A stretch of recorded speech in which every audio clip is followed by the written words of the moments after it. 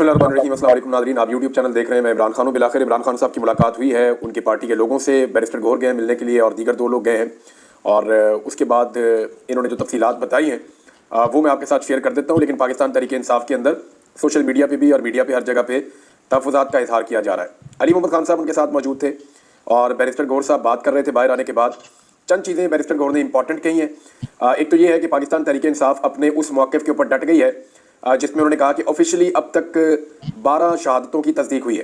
यानी तहरीक इंसाफ के बारे में बहुत सारे लोग, इवन वो तहरीक इंसाफ के ही हैं और उस जमात से उनका ताल्लुक है, लेकिन लोग इन खदशात का इजहार कर रहे थे। इवन सहाफ़ी भी ये कह रहे थे कि शहादतों की तादाद ज़्यादा है। लेकिन पाकिस्तान तहरीक इंसाफ ने जो ऑफिशियल अब तक नंबर दिया है वो उस नंबर के ऊपर डट गई है और वो ये कह रही है कि जब तक शवाहिद मजीद नहीं मिल जाते हम पक्की बात करेंगे, हम किसी के बहकावे में नहीं आएंगे। अब तक हमारे पास 12 शहादतों की कन्फर्म इतला मौजूद है और ये 12 लोग शहीद हुए हैं फायरिंग के नतीजे में, और जो फायरिंग की गई है रियासती इदारों की जानिब से। बैरिस्टर गौहर ने बहरहाल ये कहने से गुरेज किया। उन्होंने कहा ये फायरिंग कहीं से भी हुई है, गलत हुआ है। उनको चंद सख्त सवालात का सामना भी करना पड़ा है। लेकिन उन्होंने इमरान खान साहब से मुलाकात की और उन्होंने बताया कि फ़ाइनल कॉल के बाद आज इमरान खान साहब से मुलाकात हुई है जिसमें इस्लामाबाद एहतजाज के वाक़े पर बात हुई है। हमने इमरान खान को मुज़ाहरे पर मालूमात फ़राहम की हैं। अखबार और टीवी की सहूलत इमरान खान साहब की बंद कर दी गई है। मैंने आपको बताया था कि इमरान खान साहब को परेशान किया जा रहा है तो उनका अखबार और टेलीविज़न उनसे वापस ले लिया गया। अब देखें, ये साबिक़ वज़ीर-ए-आज़म है पाकिस्तान के और ये बुनियादी इंसानी हकूक़ के ख़िलाफ़ है कि किसी शख्स से आप मालूमात की रसाई छीन लें। यानी उसे पता ही नहीं है कि बाहर क्या हो रहा है। और एक ऐसा शख्स जो पाकिस्तान का साबिक़ वज़ीर-ए-आज़म है, आज भी पाकिस्तान की सबसे बड़ी सियासी जमात का सरबराह है और उसके इशारे के ऊपर पाकिस्तान के अंदर जो है वो बहुत बड़े बड़े एहतजाज होते हैं। ऐसे शख्स से आप मालूमात की रसाई छीन लें तो ये इंतहाई मायूब चीज़ है। जब दिल करता है इमरान खान साहब का दुनिया के साथ रब्ता काट दिया जाता है। ये बुनियादी इंसानी हकूक़ की एक तरह से खिलाफ वर्जी है और इमरान खान साहब को ब्लॉक कर दिया जाता है पूरी दुनिया से। तो उन्हें कुछ नहीं पता था, लेकिन जब ये लोग जाकर मिले और इन्होंने बताया इमरान खान साहब को, अब इस पर तहफ़्फ़ुज़ात का इज़हार किया जा रहा है कि इन्होंने जैसे बताया होगा ये तो वो लोग मिले हैं जो बाहर खुलकर बात नहीं कर रहे और ये वो लोग हैं जो खुद एहतजाज के अंदर आए भी नहीं। और ये भी इनके ऊपर जो है वो एलिगेशन लगाया जा रहा है या आवाज़ उठाई जा रही है कि इन लोगों के ऊपर तो मुकदमात भी दर्ज नहीं हुए। यानी रियासत की या जो हुकूमत है उसकी इन लोगों के साथ एक ऐसी अंडरस्टैंडिंग है कि ना इन पे मुकदमात दर्ज होते हैं, ना ये एहतजाज के अंदर हिस्सा लेते हैं और ये इमरान खान साहब के साथ जाकर उतनी बात करते हैं जितनी ये शक का इजहार किया जा रहा है कि पूरी बात बताते भी नहीं है। अब इसीलिए इमरान खान साहब की बहनों को उनसे नहीं मिलने दिया गया। बहरहाल जो उन्होंने बताया, उन्होंने कहा जी कि इमरान खान साहब ने कहा कि जो वर्कर्स बाहर निकले इमरान खान ने उन्हें खराज तहसीन पेश किया। उनका पैगाम है कि कौमी असम्बली और सेनेट में, पार्लियामेंट में ये मामला उठाया जाए शहादतों का और इसके ऊपर एहतजाज करें। आगे के लाएअमल का ऐलान इमरान खान साहब बाद में करेंगे। इमरान खान साहब को बताया गया कि रेंजर्स पुलिस और पीटीआई के शोधा के बारे में जिस पर उन्होंने सबकी शहादत पर अफसोस का इजहार किया। धरना और मुजाहरा इस्लामाबाद में या जहां भी हो उस पर गोली नहीं चलानी चाहिए थी। उन्होंने शदीद अल्फाज में इसकी मजम्मत की है। जख्मियों की तहमातदारी का हुक्म दिया है। इमरान खान ने तमाम कारकुनों और लीडर्स को खराज तहसीन पेश किया है। इमरान खान ने पार्टी को पैगाम दिया कि इत्तेहाद बरकरार रखो, मुखालिफिन तफरका डालने की कोशिश करेंगे और कोशिश कर रहे हैं। पार्टी का सिर्फ एक मुतालबा है कि गोली क्यों चलाई गई, जहां भी थे गोली नहीं चलनी चाहिए थी। गोली जिस तरफ से भी चली, जिसने भी चलाई, जैसे भी चली, इसकी मजम्मत करते हैं। इमरान खान ने कहा कि पंजाब के एमएनएज और एमपीएस को खराज तहसीन पेश किया। पता नहीं पंजाब के बारे में क्या रिपोर्ट इमरान खान साहब को दी गई है कि उन्होंने पंजाब के एमएनएज और एमपीएस को खराज तहसीन ही पेश कर दिया है। उन्होंने कहा पंजाब के एमएनए एमपीए मुश्किल दौर से गुजर रहे हैं, ये बात तो ठीक है, वहाँ तो कर्फ्यू एक तरह का लगा होता है। और अली अमीन गड्डापुर समेत पार्टी के दीगर रहनुमाओं की जानिब से सैकड़ों कारकुनों की शहादत की तरदीद करते हुए कहा कि हम गैर जिम्मेदाराना बयान नहीं देंगे, हमारी सिर्फ 12 शहादतें हुई है। और ये बात बिल्कुल ठीक है, ये बात बिल्कुल ठीक है। अब तक जो ऑफिशियल डाटा है उसके मुताबिक 12 शहादतें। जो जर्नलिस्ट ने उन्होंने अपना डाटा शेयर किया तो वो 17 की बात कर रहे हैं, लेकिन अभी तक पाकिस्तान तहरीक इंसाफ के पास उनकी डेड बॉडीज नहीं है। और जब तक आपके पास डेड बॉडी नहीं होगी पाकिस्तान तहरीक इंसाफ के पास, तब तक उनके लिए मुश्किल है कि वो इस फिगर को शामिल करें कि कल को उनका सारा बयानिया खराब हो सकता है। तो कत्ल चाहे एक हो चाहे वो 12 हो, उसकी सजा मौत ही होती है और वो उतना ही संगीन जुर्म होता है जितना को मैक्सिमम हो सकता है। इसकी कैपिटल पनिशमेंट है। बहरहाल बैरिस्टर गौहर ने कहा कि डी चौक आना कोई मकसद नहीं था और ना ही हर लीडर को कहा गया था कि सब डी चौक पहुंचो। किसी भी लीडर को उसी वक्त रैली के साथ डी चौक आने का नहीं कहा गया था। सब लोग अपनी अपनी खिदमत सर अंजाम दे रहे थे। बैरिस्टर गौहर से पूछा गया आप अस्पताल क्यों नहीं जा रहे, ये काम क्यों नहीं कर रहे, ये क्यों नहीं कर रहे, मैं और बहुत सारे काम कर रहा हूँ। फिर उन्होंने अपनी मुलाकातों की तफसीलात गिनवाना शुरू कर दी। ऐसा लगा कि बैरिस्टर गौहर को सवालात नागवार गुजर रहे थे। बहरहाल अलीमा खान साहिबा ने जो बात की है वो ज़रा इससे मुख्तलिफ है, वो मैं आपके सामने रख देता हूँ। उन्होंने कहा भाई से मिलने नहीं दे रहे, उन्हें डर है कि इमरान खान का पैगाम आवाम को ना पहुँचा दें। इसका मतलब आप ये समझें कि 5 घंटे अलीमा खान साहिबा जेल के बाहर रही। उनकी आज मुलाकात तय थी, लेकिन उन्हें इमरान खान साहब से नहीं मिलवाया गया। अब वो ये कह रही हैं कि अंदर अगर मैं इमरान खान से मिलूंगी तो वो जो बात करेंगे वो मैं आके बाहर बता दूंगी। यानी ये शुबा जो बार बार किया जाता है पाकिस्तान तहरीक इंसाफ की जानिब से कि उनकी लीडरशिप अंदर कुछ भी सुनती है वो बाहर आके उसको फिल्टर करके बताती है, तो ये इसी किस्म का एक शिकवा है जो इमरान खान साहब की बहन भी कह रही है। उन्होंने कहा 5 घंटे से अडयाला जेल के बाहर खड़े, और अंदर नहीं जाने दिया जा रहा, जबकि अलकादर ट्रस्ट केस की समाअत खत्म होने वाली है। 1.5 साल में पहली बार हुआ है कि मीडिया और वकला सब चले गए हैं और फैमिली को बाहर रोक दिया गया है। अलीमा खान ने अडयाला जेल के बाहर गुफ्तगू करते हुए कहा कि इमरान खान के खानदान को इनसे मुलाकात की इजाज़त नहीं दी जा रही, उन्हें डर है कि हम खान साहब का पैगाम बाहर ना ले आएँ। इमरान खान की बहन ने कहा कि अदालत में 3 लोग तो हर सूरत जा सकते हैं, फैमिली, मीडिया और वकील, लेकिन आज ये रवायत भी तोड़ दी गई है। इससे जो पुलिस अफसर था वो कह रहा था कि इमरान खान मेरी कस्टडी में है, वो तो चले उसका फैसला था, लेकिन अलकादर ट्रस्ट केस में तो उनका नहीं बनता इस तरह करना। यानी जो उन्होंने किया अलकादर ट्रस्ट केस में तो वो नहीं कर सकते थे, वहां पे तो हम सुनने के लिए जा सकते थे केस को, लेकिन उन्होंने कहा हमें वहां भी नहीं जाने दिया गया। ये 1.5 साल में ऐसा पहली मर्तबा हुआ है कि वकला भी चले गए, मीडिया भी चला गया और फैमिली को नहीं जाने दिया गया। हमेशा इसी तरह तंग करते हैं और 5-5 घंटे बाहर खड़े करते हैं। अब तो समाज का वक्त भी खत्म होने वाला है और बस यही कर रहे हैं कि फैमिली को नहीं जाने देना। उन्होंने कहा जी हम कोई खबर बाहर ले आएंगे इसलिए नहीं जाने दे रहे। पाकिस्तान तहरीक इंसाफ के जो रहनुमा है उन्होंने मरकजी क़यादत के खिलाफ कोई व्हाइट पेपर खान साहब को भिजवाने का फैसला किया। ये भी खबर छपी है, मुझे नहीं पता व्हाइट पेपर जाएगा या नहीं जाएगा, लेकिन चंद तहफ़्फ़ुज़ात हैं जो पाकिस्तान तहरीक इंसाफ के लोग बार बार कर रहे हैं। मुझे भी मैसेजेस आए इस हवाले से। वो ये कहते हैं कि ना इनके ऊपर मुकदमा दर्ज होते हैं हमारी क़यादत के चंद लोगों के ऊपर, ना इनके खिलाफ कोई कार्रवाई होती है, और दूसरा ये एहतजाज में इमरान खान साहब की कॉल के मुताबिक पहुँचते भी नहीं है, और इमरान खान साहब से इन्हीं की मुलाकातें करवाई जाती है। ये बाहर आके जो इन्फॉर्मेशन देते हैं या अंदर जो इन्फॉर्मेशन देते हैं उसके बारे में हमें कुछ पता नहीं है। तो हकायक के बारे में इमरान खान साहब जानते हैं या हम ये जानते हैं कि इमरान खान साहब के साथ क्या हो रहा था, ये भी पता नहीं है। बहरहाल उन्होंने ये कहा कि इमरान खान साहब की सेहत ठीक थी, यानी वो उस लेवल के बीमार नहीं है जिस लेवल की खबरें बाहर आ रही थी, लेकिन इमरान खान साहब के जो बुनियादी हुकूक है उनसे छीने के उन्हें परेशान किया जा रहा है।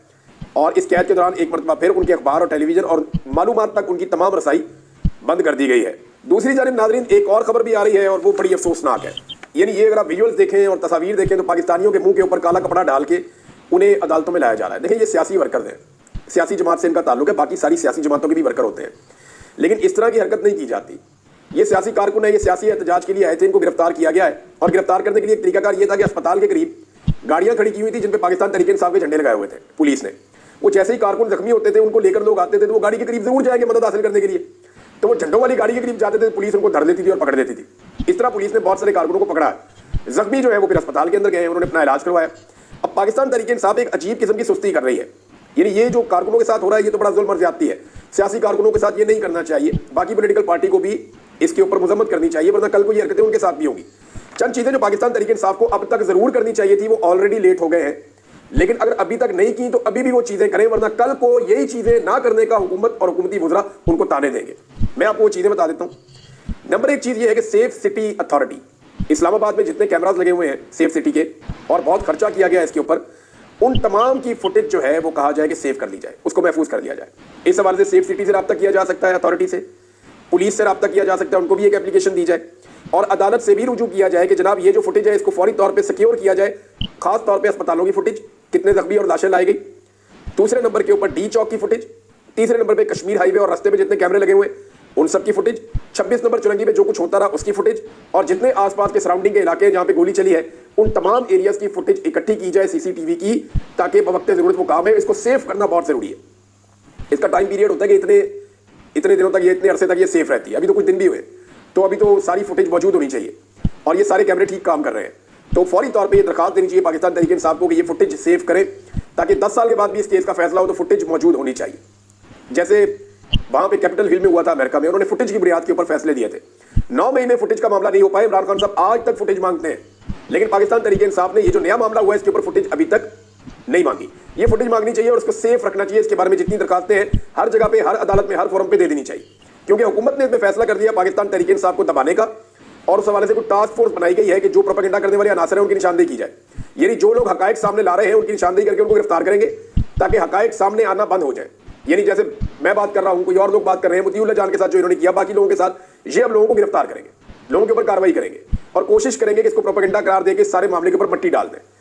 हुकूमत अपना काम पूरा कर रही है, हालांकि वो बहुत कमजोर पोजीशन में, इसके बावजूद वो हर वो कोशिश कर रहे हैं जिसमें वो इस सारे मामले को अपने हक में तब्दील कर सके, जबकि पाकिस्तान तहरीक इंसाफ इस मामले में कानूनी नुक्ता नजर से बहुत मजबूत पोजीशन में, लेकिन कुछ भी नहीं कर रही। नंबर 1, इन्होंने सेफ सिटी फुटेज के लिए कुछ नहीं किया।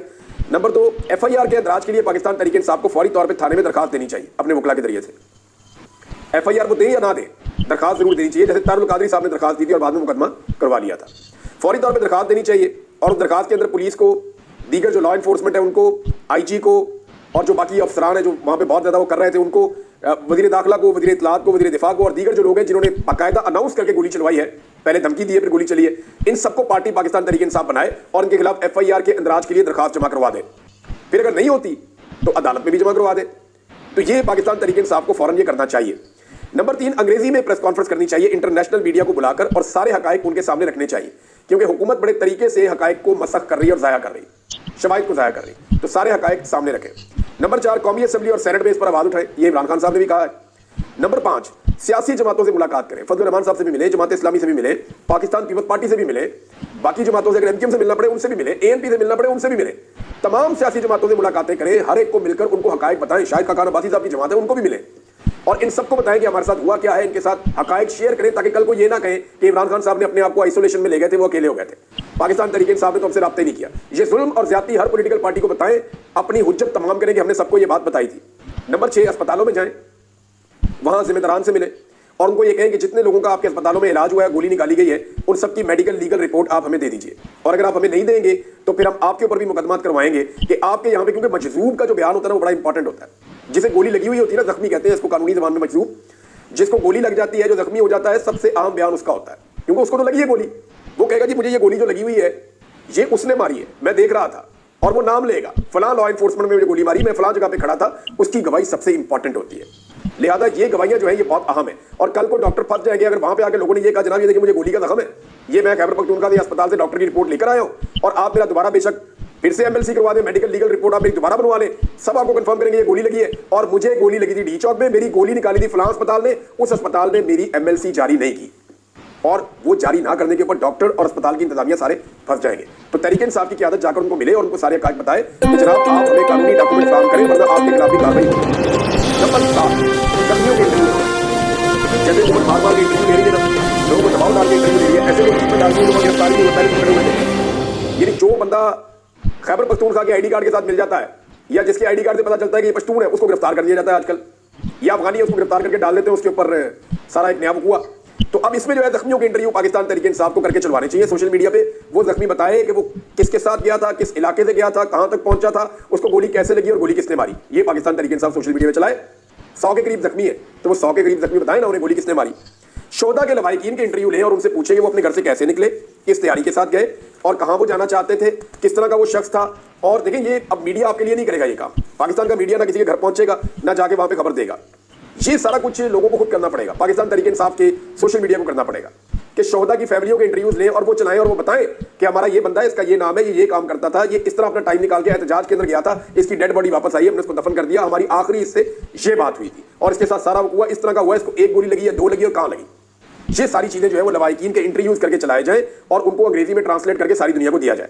नंबर 8, जो लोग अभी तक लापता है उनकी मालूमात इकट्ठी की जाए और उनकी तस्वीर शेयर की जाए कि जनाब ये बंदे अभी तक हमारे लापता है, ना ये पुलिस के पास है, ना इनकी गिरफ्तारी डाली गई है, ना हमें इनकी लाश मिली है, हम नहीं जानते ये लोग कहां हैं, क्या ये एक लाश है या ये एक जिंदा आदमी है, इसके बारे में हम नहीं जानते, लेकिन हमारा ये आदमी लापता है। पाकिस्तान तहरीक इंसाफ लापता के हवाले से एक अलग से अपना डाटा कायम करे और रोजाना की बुनियाद के ऊपर शोहदा का, जख्मियों का, लापता और गिरफ्तार अफराद का डाटा शेयर किया जाए। ये 9-10 चीजें अगर पाकिस्तान तहरीक इंसाफ करती है तो हुकूमत को मुसीबत पड़ जाएगी, हुकूमत जो है वो फंस जाएगी। लेकिन पाकिस्तान तहरीक इंसाफ इस सारे मामले में कुछ हद तक सुस्त नजर आ रही है, कुछ हद तक डरी हुई नजर आ रही है और बहुत हद तक ऐसा लगता है कि शायद कंप्रोमाइज नजर भी आ रही है। तो ये वो चीजें हैं जो एक आम वकील को भी पता है। मैंने जिस वकील से भी बात की उन्होंने कहा कि ये चीजें तो फौरन करनी चाहिए। कल को अगर ये चीजें ना की हुई ना पाकिस्तान तहरीक इंसाफ ने, तो हुकूमत के लोगों ने ताने देने के पहले आप सो रहे थे। अगर आपके बंदे मरे थे तो आपने FIR क्यों नहीं करवाई, अगर आपके बंदे जख्मी हुए थे तो आपने जाके कानून का दरवाजा क्यों नहीं खटखटाया, तो आप तो कानून में मानते ही नहीं है। तो इस तरह के ताने इनको कल को मिलेंगे और ये वो चीजें हैं जो पाकिस्तान तहरीक इंसाफ अगर नहीं करेगी तो फिर नुकसान उठाएगी। फजल रहमान साहब ने एक स्टेटमेंट दिया, उसके ऊपर मैं ये वीलॉग खत्म कर देता हूं क्योंकि कुछ और फैक्ट्स हैं वो मैं आपके साथ बाद में शेयर करूंगा अगले वीलॉग में। फजल रहमान साहब ने कहा जी कि जो चीजें 26वीं आईनी तरमीम ने हमने मना की थी हुकूमत को कि ना करे, वही चीजें ये हुकूमत कर रही है। अब फजल रहमान साहब की पार्टी का राब्ता भी हो रहा है PTI के साथ और कुछ आपस में मामला आगे बढ़ रहे हैं। उम्मीद है कि आइंदा जब एहतजाज करें तो शायद इकट्ठे भी कर दें। लेकिन मामला यह है कि पाकिस्तान तहरीक इंसाफ ने तो मना किया था कि ये आईनी तरमीम नहीं होनी चाहिए। फजल रहमान साहब को धोखा देकर हुकूमत ने एक ऐसी आईनी तरमीम की जिसके नतीजे में एक आईनी बेंच बन गया और हुकूमत ने अपनी मर्जी का आईनी बेंच बना लिया। अब हुकूमत कोई भी कानून बनाती जाए वो आईनी बेंच उस कानून को तहफ़्फ़ुज़ देगा। यानी हुकूमत जो कुछ आईनी तरमीम में करना चाहती थी अब आईनी तरमीम के बगैर कानून में कर सकती है, क्योंकि कानून को चैलेंज किया जाएगा जब भी सुप्रीम कोर्ट में, तो वो सुप्रीम कोर्ट में नहीं, आईनी बेंच में जाएगा सुप्रीम कोर्ट के, और आईनी बेंच वही कहेगा जो हुकूमत चाह रही है। सबको पता है कि वो किस तरह का बेंच है। तो ये हुकूमत ने गेम खेल दी फजलुर रहमान साहब के साथ, उसी का शिकवा फजलुर रहमान साहब कर रहे हैं, और ये शिकवे आने वाले दिनों में बढ़ते चले जाएंगे। जो चीज़ें 26वीं आईनी तरमीम में ना हुई वो उनकी बुनियाद काबू की गई आईनी तरमीम के जरिए से, और बाद में कानून साजी के जरिए से अब हुकूमत बार बार अपनी मर्जी के खेल खेल रही है, और हुकूमत का हाथ रोकने वाला कोई भी नहीं है।